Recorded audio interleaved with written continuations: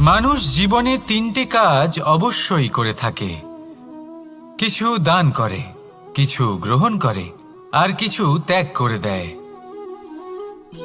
এটাও ভাবতে থাকে যে এটা করলে কিভাবে করবে।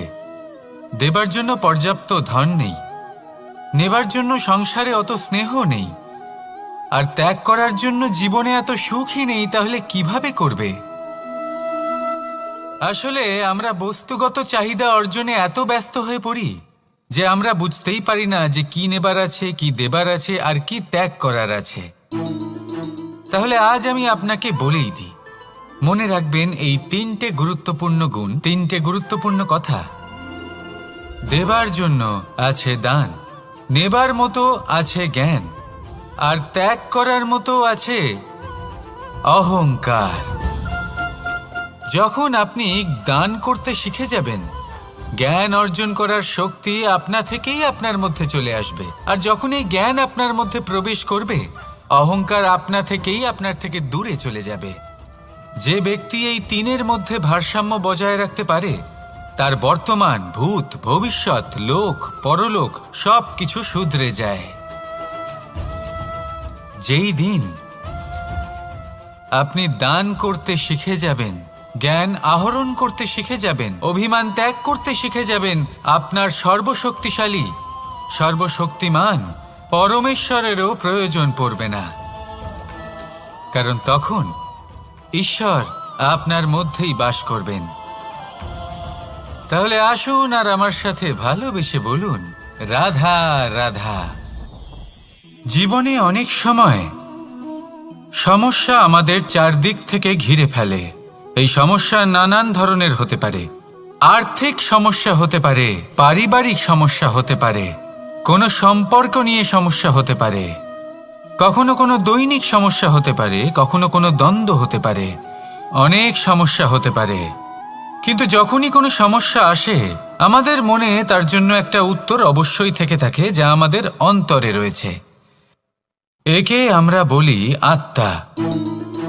আত্মা হলো পরমাত্মারই রূপ, আর পরমাত্মা তা কখনোই কিছু অনুচিত চাইবে না, তাই তো? এই আত্মা খুব ভালো করে জানে যে কোনটা উচিত আর কোনটা অনুচিত। যদি আসল বিষয়ের কথা বলি, তাহলে আপনাকে নিজের মনকে বুঝতে হবে। কারণ আত্মা তো পরমাত্মা থেকেই আসে। কিন্তু এই মন মানুষ জন্ম থেকেই প্রাপ্ত করে, যার বিকাশ হয় এই সংসারকে দেখে। যেদিন আপনার এই মন আর আপনার এই আত্মা, এই দুই এক হয়ে যাবে, আত্মসাৎ হয়ে যাবে, সেদিন আপনার জীবনে না কোনো সমস্যা থাকবে, না কোনো ঝঞ্ঝাট থাকবে, না কোনো সংকট থাকবে।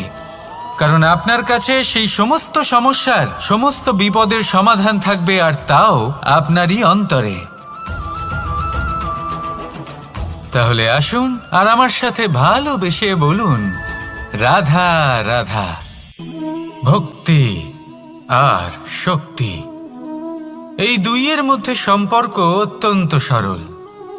মানুষ ভক্তি করেন যাতে তিনি শক্তি লাভ করতে পারেন, আর শক্তি লাভ করার পরে ভক্তিভাব ভুলে যান, আর শক্তির প্রতি আসক্তিতে মত্ত হয়ে যান, আর সেখান থেকেই তার বিনাশ শুরু হয়। কেন? কারণ ভক্তির দ্বারা প্রাপ্ত শক্তি অন্য কারোর হিতের জন্য ব্যবহার করতে হয়, অন্য কারোর মঙ্গল করার জন্য ব্যবহার করতে হয়, কারোর বিনাশের জন্য নয়। এবার যদি আমি আপনাদের একটা উদাহরণ দিয়ে বোঝাই, তাহলে কোদাল দিয়ে আমরা মাটি কোপাতে পারি, একটা গর্ত খুঁড়তে পারি, যাতে একটা নতুন বৃক্ষ জন্ম নিতে পারে। একটা বৃক্ষ যা অন্য জীবকে ফল প্রদান করবে, যাত্রীদের ছায়া প্রদান করবে। কিন্তু এই কোদালের ব্যবহার যদি আমরা অন্য কারোর ক্ষতি করার জন্য করি, তাহলে ক্ষতি শুধুমাত্র আমাদেরই হবে। তাই জীবনে যদি আপনি কোনো শক্তি লাভ করেন, হয়তো ভক্তির দ্বারা বা অন্য যেখান থেকেই হোক, তার সদ্ব্যবহার করতে শিখুন। নয়তো এই প্রাপ্ত শক্তি আপনার পতনের কারণ হয়ে দাঁড়াবে। তাহলে আসুন আমার সাথে ভালোবেসে বলুন, রাধা রাধা। অহংকার অত্যন্ত বলশালী হয়। এই অহংকার মানুষকে কখনো নত হতে দেয় না। অদ্ভুত ব্যাপার, এই অহংকার যা মানুষকে কখনো নত হতে দেয় না, সেটাই তার পতনের কারণও হয়ে দাঁড়ায়। যেখানে মানুষ এটা ভাবতে শুরু করে যে শুধুমাত্র সেই যোগ্য, সেখান থেকেই তার পতনের আরম্ভ, ঠিক কিনা? দেখুন, যদি কোনো মানুষ এটা ভাবে যে আমি এই সব কিছু করতে পারি, তাহলে তা হলো বিশ্বাস। কিন্তু যদি সে এটা ভাবতে থাকে যে শুধুমাত্র আমি এই কাজ করতে পারি, তাহলে তা হলো সেই ব্যক্তির অহংকার। আর এটা আপনাকে বিনাশের দিকে অবশ্যই নিয়ে যাবে। মনে রাখবেন, যখন আমি আর শুধুমাত্র এই দুই এক হয়ে যায়, সেখান থেকে আপনার পতনের সূত্রপাত হবেই। তাই আপনি কখনোই এই অহংকারের চক্রব্যূহে ফেঁসে যাবেন না। বিশ্বাস রাখুন নিজের ওপর এবং অন্যের ওপরও। আর মনে রাখবেন, বিশ্বাসের মধ্যে বিশ্বের প্রত্যেকটা বস্তু বসবাস করে।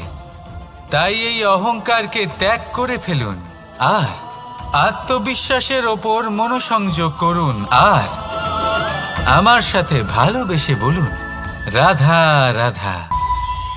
মানুষ নিজের জীবনে ঈশ্বরকে খুব মান্য করে। ওনার জন্য কি না করে, ভিন্ন ভিন্ন নামে তাকে স্মরণ করে, তাকে পুজো করে, তার আরাধনা করে। সে জানে যে ঈশ্বর তাকে শক্তি অবশ্যই দেবেন, তাকে সাহায্য অবশ্যই করবেন। কিন্তু যখন প্রশ্ন আসে গুরু এবং ঈশ্বরের, তখন গুরুর মান কখনো কম হওয়া উচিত নয়। কারণ সত্যি বলতে কি, গুরুই হলেন সেই সিঁড়ি যা বেয়ে আপনি ঈশ্বরের কাছে পৌঁছানোর পথ খুঁজে পাবেন। সেই পথ আপনি গুরুর থেকেই পাবেন। গুরু না থাকলে আপনি কখনো ঈশ্বর লাভ করতেই পারবেন না। আর জীবনে অনেক সময় লক্ষ্যের থেকেও অনেক বেশি গুরুত্বপূর্ণ হলো পথ। তাই এই পথের সম্মান করতে শিখুন, অর্থাৎ গুরুকে সম্মান করতে শিখুন। কারণ গুরুই হলেন পরমেশ্বর। তাহলে আসুন আর আমার সাথে ভালোবেসে বলুন, রাধা রাধা। আপনার জীবনে আপনার প্রকৃত বন্ধু আসলে কে? আপনার সব থেকে শ্রেষ্ঠ মিত্র আসলে কে? তিনি যিনি সময় এলে পরে আপনাকে সাহায্য করেন, নাকি তিনি যিনি সময় এলে পরে আপনাকে অর্থ দেন? দেখুন, আমরা হলাম মানুষ, আমাদের জীবনে লেনদেন চলতেই থাকে। এটা আমাদের জীবনের অভিন্ন অংশ। কিন্তু অনেক সময় এমন হয় যে আমরা তাকেই নিজের প্রকৃত বন্ধু বলে মনে করি, যিনি আমাদের একটা বহুমূল্য উপহার দেন, ঠিক কিনা? এবার আপনার জীবনে সেই বহুমূল্য উপহার কোনটা, ওই অমূল্য মিত্র আসলে কে, সেই সিদ্ধান্ত হলো আপনার। কিন্তু যদি আপনি আমাকে জিজ্ঞেস করেন, তাহলে আমার মতে স্বর্ণ, হিরে, মুক্ত, ধন এগুলো বহুমূল্য নয়। বহুমূল্য হলো সঙ্গ, যখন আপনি একা হয়ে যাবেন, সময়, যখন আপনার তাকে প্রয়োজন হবে, সমর্পণ, যখন আপনার বিশ্বাসের প্রয়োজন পড়বে। যে মানুষ আপনার প্রতি এই 3 গুণ প্রদর্শন করেন, যিনি আপনার কঠিন সময়ে আপনাকে অবশ্যই সঙ্গ দেবেন, যখন আপনার প্রয়োজন পড়বে আপনাকে অবশ্যই সময় দেবেন, আপনার প্রতি সম্পূর্ণ সমর্পিত থাকবেন, সেই হলো আপনার আসল মিত্র, সেই হলো আপনার প্রকৃত বন্ধু। কারণ সত্যি বললে, বন্ধুত্বের অর্থই হলো নিজেকে সম্পূর্ণরূপে কারোর কাছে সমর্পণ করে দেওয়া। তাই আপনার সেই বন্ধুর জন্য নিজের প্রাণ উজাড় করে দিন আর ভালোবেসে বলুন, রাধা রাধা। বরদান অত্যন্ত বিচিত্র এক বিষয়, কিন্তু দেখতে গেলে এই বরদান কি না করতে পারে। এক দরিদ্রকে রাজা বানিয়ে দিতে পারে, একজন দুর্বলকে এই সংসারের সব থেকে শক্তিশালী ব্যক্তি বানিয়ে দিতে পারে। কিন্তু আমরা ভুলে যাই এক অত্যন্ত গুরুত্বপূর্ণ কথা। বরদান এই শব্দের শেষে দান লুকিয়ে রয়েছে। এই দান কথাটা অত্যন্ত গুরুত্বপূর্ণ। আমাদের মনে রাখা উচিত, এই বরদান আমরা দানে পেয়েছি, আর তাই তার সম্মান করা উচিত, কখনোই অহংকার করা নয়। আর যে ব্যক্তি বরদান পেয়ে অহংকার করেন, তার যা ক্ষতি হয় তা হলো এই বরদান তার থেকে কেড়ে নেওয়া হয়। বর অর্থাৎ শ্রেষ্ঠ, অর্থাৎ বরদানের অর্থ হলো একটা শ্রেষ্ঠ দান, এবং তার ব্যবহার যদি আপনি কারোর ক্ষতি করার জন্য করেন তাহলে ক্ষতি শুধুই আপনার হবে। তাহলে এই বরদানের সম্মান করুন, উচিত পথে চলুন আর উচিত উদ্দেশ্য নিয়ে এর ব্যবহার করুন, সব কিছু ভালোই হবে। তাহলে আসুন আর আমার সাথে ভালোবেসে বলুন রাধা রাধা। পিতা আর পুত্রের সম্পর্ক অত্যন্ত মধুর হয়ে থাকে। পিতা স্বপ্ন দেখেন, তাকে পূর্ণ করার সকল সম্ভাব্য চেষ্টা করেন, কিন্তু তাও অনেক সময় ওনার স্বপ্ন অপূর্ণ থেকে যায়। তখন পিতা ভাবেন যে স্বপ্ন উনি পূর্ণ করতে পারেননি ওনার সন্তান তা অবশ্যই পূরণ করবে। যে স্থানে উনি কখনো পৌঁছতে পারেননি সেই স্থানে ওনার পুত্র অবশ্যই পৌঁছবে। পিতা নিজের সন্তানের ভবিষ্যৎ নিয়ে সেই স্বপ্ন দেখেন, আর যখন সেই সন্তান সামনে এগোতে থাকে তখন তার দুঃখ হয় না, বরং গর্ব হয়। ওনার ভালো লাগে এটা দেখে যে ওনার সন্তান অনেক উন্নতি করছে। কিন্তু যখন সন্তান নিজের অভিভাবকের শক্তি দেখে, তার যশ দেখে হিংসা করতে থাকে, সমস্যা সেইখানেই শুরু হয়। সেই জন্য সকল সন্তানকে এটা মনে রাখতে হবে, দেখুন, পুত্র হবার সুবাদে, এক সন্তান হবার সুবাদে এটা হলো আপনার অধিকার যে আপনি আপনার পিতার থেকে বেশি উন্নতি করবেন। আপনার পিতাও এটাই চান, কিন্তু সুস্থভাবে এটা করুন। একটা রেখা টেনে নিন যাতে আপনি তাতে এগোতে পারেন আর আপনার পিতার তাতে গর্ববোধ হয়, আর সেই বিষয়ে দুঃখ না হয় যে আমার সন্তান আমাকেই ছোট করার চেষ্টা করছে। ইতিহাস সাক্ষী রয়েছে, যে মানুষ অন্য কাউকে ছোট করার চেষ্টা করেছেন সেই মানুষই ছোট হয়ে গেছেন। আর আমার মনে হয় না আপনি এটা চান, কারণ কোনো একদিন আপনিও কারোর পিতা হবেন। আসুন আমার সাথে ভালোবেসে বলুন রাধা রাধা। সাথী, সাথী এই শব্দটির ব্যাখ্যা কে কিভাবে করে? মিত্র, সখা, বন্ধু, কিন্তু অর্থ একটাই। তিনি যিনি আপনার সঙ্গী হন আর তিনি যার সাথী আপনি হন।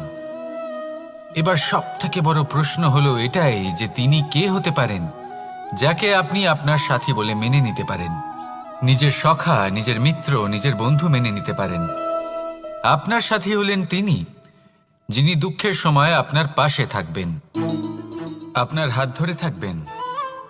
আপনার সাথী হলেন তিনি যার হাত আপনি নিজের সুখের দিনে ধরে থাকবেন। সেই সাথীরই হাত ধরুন যিনি দুঃখে সবসময় আপনাকে সাহায্য করার জন্য তৎপর হয়ে থাকেন, আপনার পাশে থাকেন, আর যাকে সুখের দিনে আপনি আপনার সাথে রাখতে পারেন। আর যখন আপনার সাথে আপনার এই সাথী থাকবে তখন আপনি এটা বুঝবেন যে যখন জীবনে দুঃখ আসে তখন এই দুঃখ কমে যায়, সবার মধ্যে ভাগ হয়ে যায়। আর যদি তখন সুখ আসে তাহলে সেটা সবার উপস্থিতিতে আরো বেড়ে যায়। এটাই হলো প্রেম, এটাই হলো ভালোবাসা, এটাই হলো সঙ্গ, যেমন সম্পর্ক আমার আর রাধার মাঝে। তাহলে আসুন আর আমার সাথে ভালোবেসে বলুন রাধা রাধা। আমাদের মনে যখন কোনো প্রশ্ন ওঠে, কোনো দ্বন্দ্ব জাগে, তখন আমরা যাই আমাদের গুরুর কাছে, আমাদের আরাধ্যের কাছে গিয়ে জিজ্ঞেস করি। এইভাবেই একদিন আমি পৌঁছলাম আমার আরাধ্যের কাছে, আমার মহাদেবের কাছে, আর ওনাকে প্রশ্ন করলাম যে মহাদেব, জীবনে আনন্দ পাওয়ার, উৎসব পালনের, প্রেম ভাগ করে নেবার, জীবনকে উপভোগ করে নেওয়ার সর্বশ্রেষ্ঠ সময় কোনটা? মহাদেব হাসলেন আর উনি বললেন, জীবনে উৎসব পালনের সব থেকে শ্রেষ্ঠ দিন হলো মৃত্যুর ঠিক আগের দিনটা। প্রেম ভাগ করে নেওয়ার সব থেকে শ্রেষ্ঠ মুহূর্ত হলো মৃত্যুর ঠিক আগের মুহূর্ত। জীবনকে উপভোগ করে নেওয়ার সর্বশ্রেষ্ঠ প্রহর হলো মৃত্যুর এক প্রহর পূর্বে। তখন আমি চমকে গেলাম আমি বললাম, কিন্তু মহাদেব, মৃত্যু তো অনিশ্চিত, আমরা জানিও না কবে আমাদের মৃত্যু হবে। মহাদেব আবার হাসলেন। উনি বললেন যে যদি আমরা এভাবে জীবন কাটাই যে আমরা জীবনের প্রত্যেক দিন, প্রত্যেক মুহূর্ত, প্রত্যেক প্রহর শেষ বলে মনে করি, তাহলে আমাদের সমস্ত জীবন আনন্দের সাথেই অতিবাহিত হবে। কি বলেন? তাহলে আপনিও এই কথা মনে রাখুন আর আমার সাথে ভালোবেসে বলুন, রাধা রাধা। জীবনে অগ্রসর হওয়ার জন্য আমাদের কাকে প্রয়োজন হয়? মাতা পিতা, বন্ধু, প্রেম, সাহায্য, অর্থ, পরিশ্রম, আশা। ভিন্ন ভিন্ন মানুষ ভিন্ন ভিন্ন বিকল্প চয়ন করে। যদি আমি আপনাকে বলি, তাহলে জয় আর পরাজয়ের মন্ত্র দুটো শব্দের উপর নির্ভর করে, মেনে নেওয়া আর দৃঢ় হওয়া। যদি মেনে নেন তাহলে হেরে যাবেন, যদি দৃঢ় হন তাহলে নিশ্চিত রূপে জয়ী হবেন। যদি কখনো আপনি ক্লান্ত হয়ে ওঠেন, আপনি দুঃখী হন, পুরোপুরি ভেঙে পড়েছেন, তখন মেনে নেবেন না যে আপনি ভেঙে পড়েছেন, নয়তো হেরে যাবেন। তখন উল্টে স্থির করবেন যে যাই হয়ে যাক না কেন, আমি জয়ী হবই। আর আপনি দেখবেন যে জয় নিশ্চিত রূপে আপনার কাছেই আসবে। তাহলে এই কথা মনে রাখবেন আর আমার সাথে ভালোবেসে বলবেন, রাধা রাধা। সময়, জীবন, কাল। দেখতে গেলে এই তিনটি শব্দ একটি শব্দেরই সমার্থক শব্দ মনে হয়, কিন্তু এই শব্দগুলির অর্থ কি সমান? কখনোই নয়। হ্যাঁ, এই সময় চলতে থাকে, জীবন চলতে থাকে, কালচক্র চলতে থাকে। এই সময় কেটে যায়, কিন্তু এই জীবন, একে যাপন করতে হয়। কি বলেন? এই জীবনে কিছু করুন বা কিছু না করুন, জীবন এমনি কেটে যাবে, আপনি জানতেও পারবেন না। কিন্তু সেটা আমাদের উদ্দেশ্য নয়, একে যাপন করতে হবে। এই জীবনে প্রেরণা পেতে শিখুন, প্রেরণা দিতে শিখুন, আহ্বান গ্রহণ করতে শিখুন, আহ্বান জানাতে শিখুন, মহান কাজ করতে শিখুন, ধন্যাত্মক বোধ জাগিয়ে তুলুন। জীবন অতিবাহিত করার অর্থ কি তা আপনি শিখে যাবেন। কারণ সময় কেটে যায়, সমস্ত যুগ কেটে যায়, কিন্তু জীবনের রীতি জীবন কাটিয়ে দেওয়া নয়, জীবন যাপন করা। এই জীবন সম্পূর্ণরূপে অনুভব করতে হবে, নতুন পথ বানাতে হবে। এবারে যদি এই জীবন বাঁচার সময় একবার ভেবে দেখুন, যদি মনে প্রেম থাকে, সদ্ভাবনা থাকে, তাহলে কি হবে? এই জীবনকে বাঁচার অনুভূতিটাই অন্যরকম হয়ে যাবে, একটা আনন্দময় অনুভূতি লাভ করবেন। তাহলে এটাই করুন আর আমার সাথে ভালোবেসে বলুন, রাধা রাধা।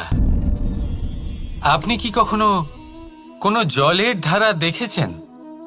তার সামনে যতই মাটি থাকুক না কেন, যতই কাদা থাকুক না কেন, যখন এই জলের ধারা বইতে আরম্ভ করে দেয়, তখন এই কাদাকে নিজেই ধুয়ে নিয়ে যায়।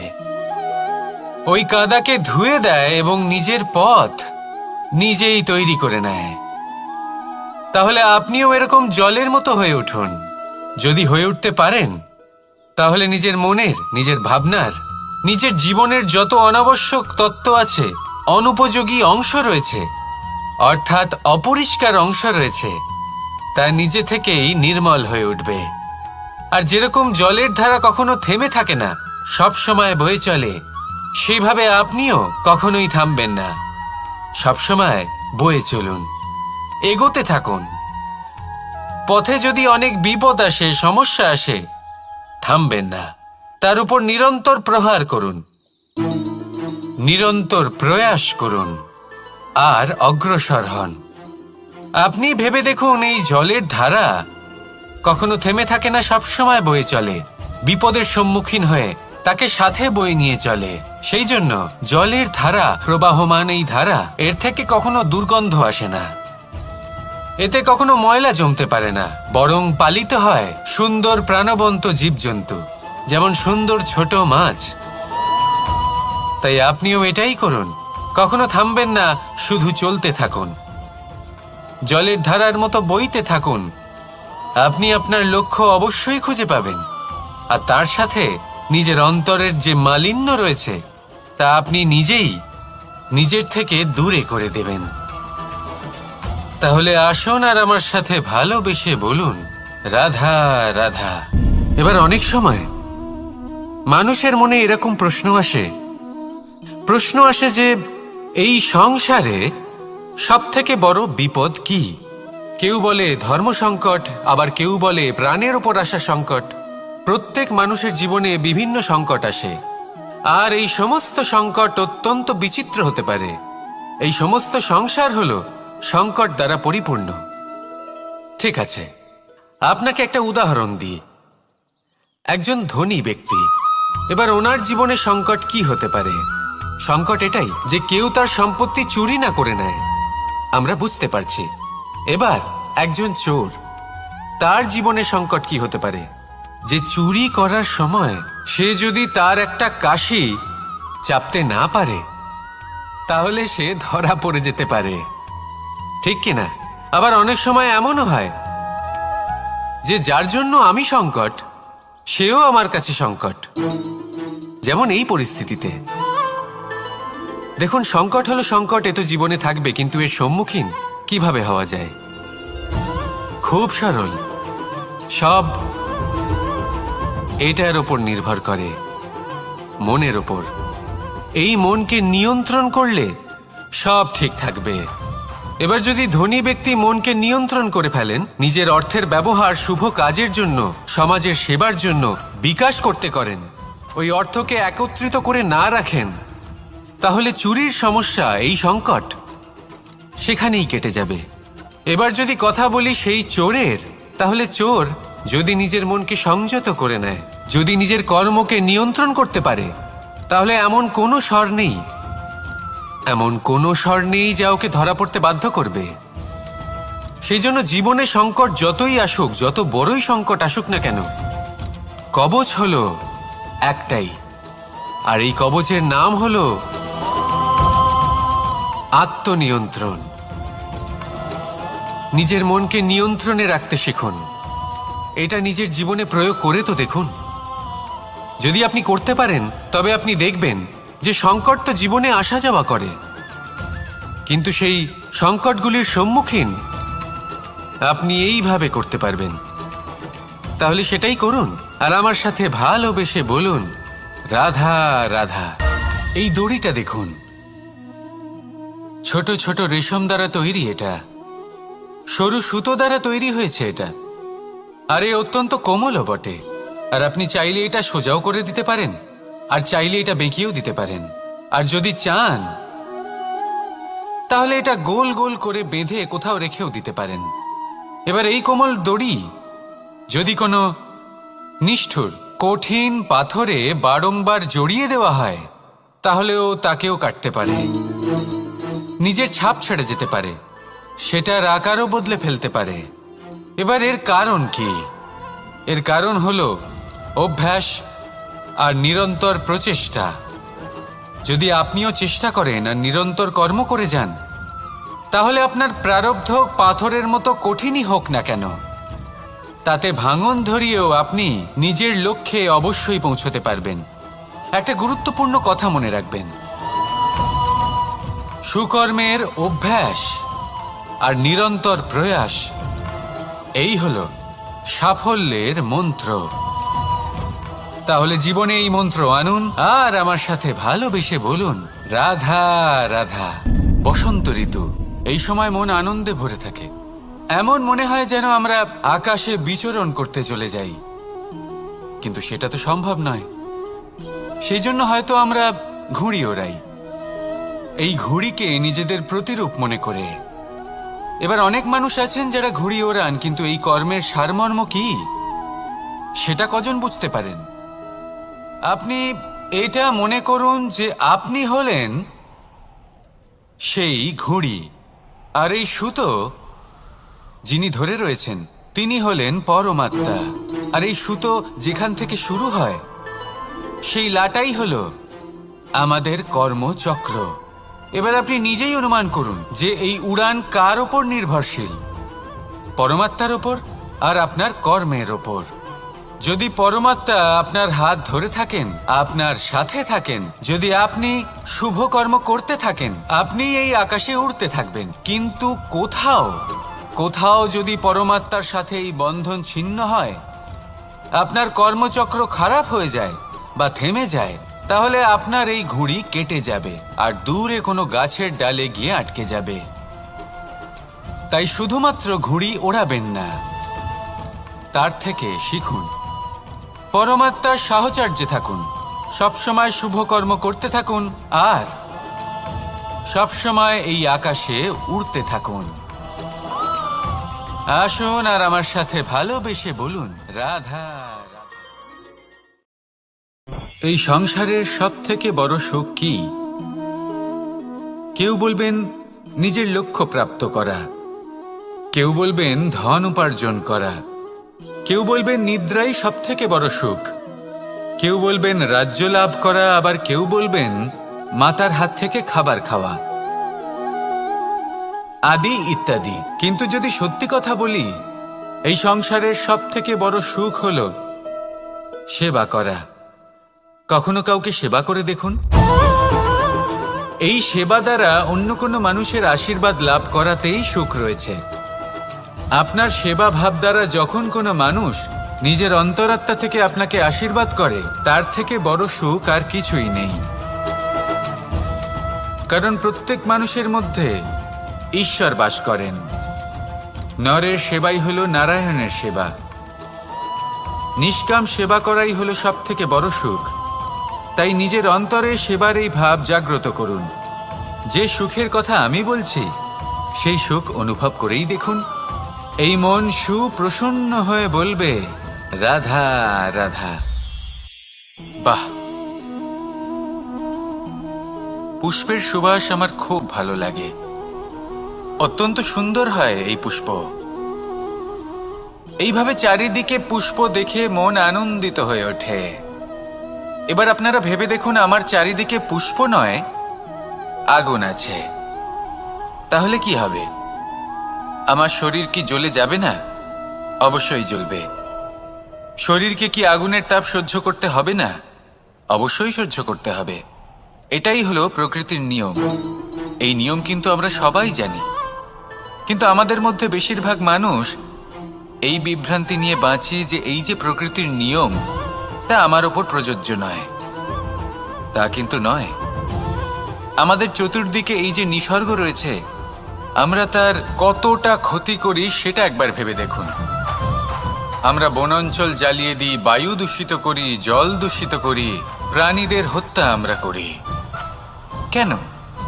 এই নিসর্গ আমরা নষ্ট করি, যদিও আমরা জানি যে আমরাও হলাম এই নিসর্গেরই অংশ। এবার দেখুন, শরীরের কোনো অংশে যদি আগুন ধরান, আস্তে আস্তে সমস্ত শরীরও জ্বলে যাবে। সেইভাবেই নিসর্গ যদি নষ্ট হয়ে যায়, তাহলে মনুষ্য জাতিও নষ্ট হয়ে যাবে। তাই এই যে নিসর্গ আপনি দেখছেন, এই পুষ্প, এই বৃক্ষ, বায়ু, জল, এদের সকলকে রক্ষা করুন, নষ্ট নয়। মনে রাখবেন, যদি নিসর্গ থাকে মানুষ থাকবে, যদি নিসর্গ থাকে তাহলেই জীবন থাকবে। আসুন আমার সাথে ভালোবেসে বলুন, রাধা রাধা।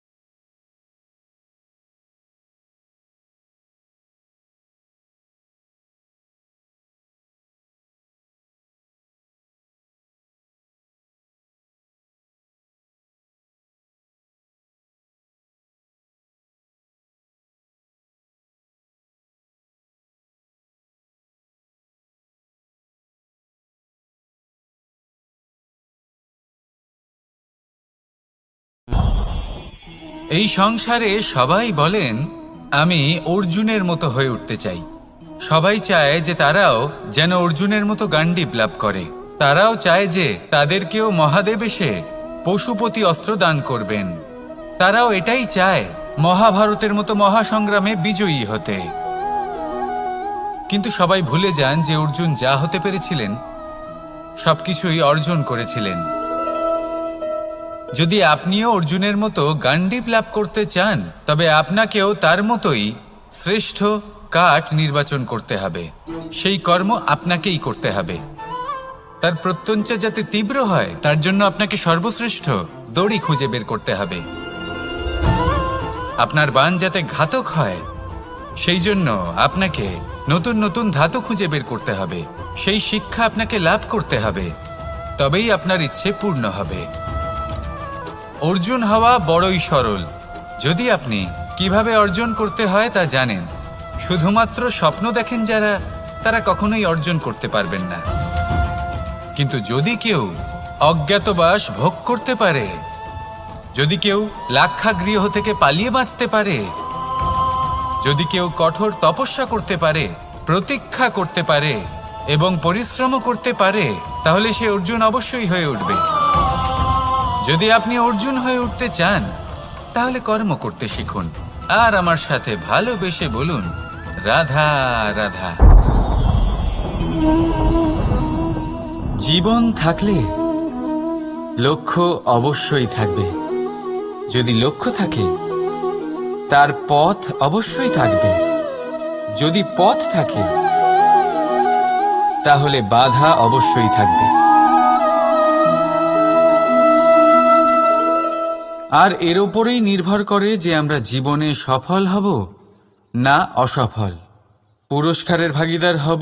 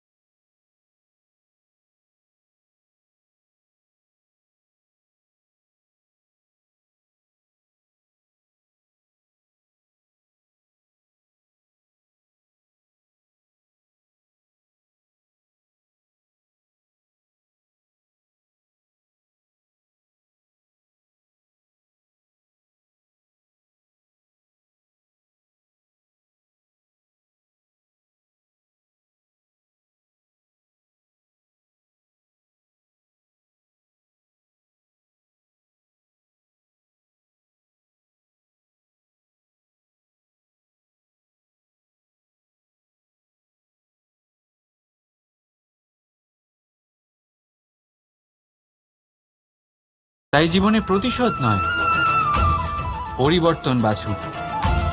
বদলা নয়, বদল বেছে নিন। আপনার বাধা আপনার বন্ধু হয়ে যাবে। রাধা রাধা। সমস্ত মানুষের জীবন কিছুটা সমান হয়। মানুষ জন্মগ্রহণ করে, তারপর চলতে শেখে, জীবনে এগিয়ে চলে, বার্ধক্য লাভ করে, তারপর সমাপ্ত হয়ে যায়। কিন্তু সেই ব্যক্তিরা কারা যারা প্রকৃত অর্থে মনুষ্য জীবন যাপন করেন? এনারা হলেন সেই ব্যক্তি যারা পড়ে গেলেও আবার উঠে দাঁড়ানোর চেষ্টা করেন, নিজের ভেঙে পড়া অস্তিত্বকে আগলে নিয়ে আবার একটা আকার দেওয়ার চেষ্টা করেন, ভগ্ন আশাকে আবার একটা নতুন দিশা দেন। অসফল হওয়ার পরেও থামেন না, আবার এগোতে থাকেন। অসফল হওয়ার পরে যদি আপনি থেমে যান তাহলে সাফল্য আপনার সামনে অপেক্ষা করে, কিন্তু আপনি তা দেখতে পান না। তাই জীবনের সংঘর্ষে অংশগ্রহণ করতে শিখুন। জীবনের সংঘর্ষ থেকে পালাবেন না। আসুন আমার সাথে ভালোবেসে বলুন রাধা রাধা। একবার একটা শেয়াল বনে বিচরণ করছিল। ও একটা ছোট্ট শাবক দেখতে পেল। ও ভাবল, আজ একেই আমি খাবার হিসেবে গ্রহণ করব। আশেপাশে দেখলেও কেউ দেখছে না তো, কেউ ছিল না। আর সেই শাবকের ওপর আক্রমণ করল, যা হলো একটা ঘোর অপরাধ। বনের নিয়ম অনুসারে আপনি কখনোই শাবকের ওপর আক্রমণ করতে পারেন না। তারপর এই খবরটা যখন রাজা সিংহ জানতে পারলেন, সভার আয়োজন করলেন। কিন্তু সেখানে শেয়াল বলল, আমি তো এরকম কিছু করিনি। কিন্তু যদি আপনি এরকম বলেন, কোনো প্রমাণ দিন, এর কোনো সাক্ষী আছে? তখন রাজা সিংহ পেঁচাকে ডেকে পাঠালেন, যে সেই মুহূর্তে বৃক্ষের শাখার ওপর বসেছিল, সে সব কিছু দেখেছিল। পেঁচা সব সত্যি কথা বলল, আর শেয়ালকে মৃত্যুদণ্ড দেয়া হলো। এবার এই কাহিনী আমি আপনাকে কেন শোনালাম? কারণ মানুষও কখনো কখনো এরকম কর্ম করেন যা শিয়াল করেছে। এটা ভাবেন কেউ দেখছে না, যখন আমি অনুচিত কর্ম করতেই পারি। কিন্তু না, আপনি যাই করুন না কেন, কেউ না কেউ অবশ্যই তা দেখছে। কোনো ব্যক্তি না হলেও কোনো প্রাণী, না হলে কোনো যক্ষ বা দেব বা প্রেত। যদি এনারা কেউ না দেখেন, তাহলে ধরিত্রী মাতা দেখেন, যেখানে দাঁড়িয়ে আপনি সেই কর্ম করছেন, তাই না? তাই একটা কথা সবসময় মনে রাখবেন, কে দেখছেন কে দেখছেন না সেই বিষয়ে ভাবা ছেড়ে দিন। এটা খুব সহজ কথা। আপনি যদি উচিত কর্ম করেন, উচিত ফল পাবেন। যদি অনুচিত কর্ম করেন, তাহলে আপনি অনুচিত ফল অবশ্যই পাবেন। সেই জন্য উচিত পথে চলতে থাকুন, উচিত কর্ম করতে থাকুন, আর আমার সাথে ভালোবেসে বলুন, রাধা রাধা। আপনি কখনো কোনো বাজকে নিজের বাসা বানাতে দেখেছেন? এই বাজ যখনই কোনো বাসা বানায়, তখন উঁচু গাছের ডালে বা কোনো পর্বতের শিখরে বাসা বানায়, অনেক উচ্চতায়। আর সেখানে তার সন্তানও জন্মগ্রহণ করে। যখন এই সন্তানেরা জন্মায়, তখন এই বাজ খুবই ভালোবেসে এবং খুব সাবধানে এদের পালন পোষণ করে। নিজের ঠোঁট দিয়ে তাদের ঠোঁটে খাবার পরিবেশন করে। কিন্তু যেই সেই সন্তানেরা হৃষ্টপুষ্ট হয়ে যায় এবং সেই কথা বাজ নিজে বুঝতে পেরে যায়, সেই বাজ নিজেই সেই বাসা ছিন্ন ভিন্ন করে দেয়। সেই সন্তান যাদের সবেমাত্র ডানা গজিয়েছে, কিভাবে উড়তে হয় তারা জানে না, সেই সন্তানগুলিকে উচ্চতা থেকে ঠেলে দেয়। সেই সন্তান প্রথমে ভয়ভীত হয়ে যায়। তারা সামনে মৃত্যুকে দেখতে পেয়ে ভয়ের কারণে তাদের ডানা ঝাপটাতে থাকে। আর সেই প্রক্রিয়াতেই সেই সন্তানগুলি উড়তে শুরু করে দেয়। এবার এই ঘটনায় আমরা কি শিক্ষা পেতে পারি? এটাই, যদি আপনি মাতা পিতা হন, তাহলে নিজের সন্তানকে অবশ্যই স্নেহ করুন, কিন্তু তাদেরকে নিজের আঁচলের তলায় বেঁধে রাখবেন না। যদি আপনি চান আপনার সন্তান জীবনে উন্নতি করুক, তাহলে নিজের মুঠো থেকে তাদের স্বতন্ত্র করে দিন। এই সংসারে সংঘর্ষ করতে দিন। সেই সন্তান নিজেই বুঝতে পারবে যে জন্মের সময় পাওয়া ডানা কি করে ব্যবহার করতে হয়। আর আপনার চোখের সামনে আপনার সন্তান এই আকাশে উড়তে থাকবে। তাহলে আসুন আমার সাথে ভালোবেসে বলুন, রাধা রাধা।